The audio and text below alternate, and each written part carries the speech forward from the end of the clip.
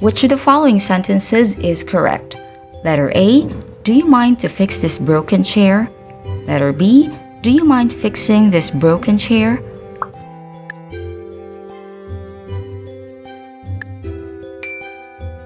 The correct answer is letter B. Do you mind fixing this broken chair? Remember, when we want to politely ask someone to do something, we can use do you mind plus the ing form of the verb, or would you mind plus the ing form of the verb. Number 2. Which of the following sentences is correct? Letter A, do you mind if I don't go to your party? Letter B, do you mind if I didn't go to your party?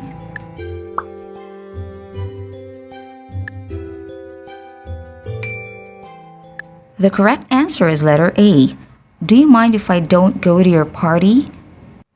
Remember that when we politely ask someone's permission, we can use the following structures. Do you mind if I plus a verb in the present form? Or would you mind if I plus a verb in the past form?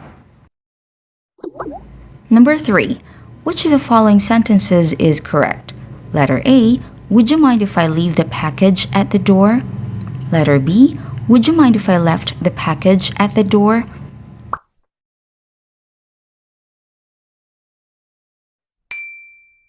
The correct answer is letter B. Would you mind if I left the package at the door?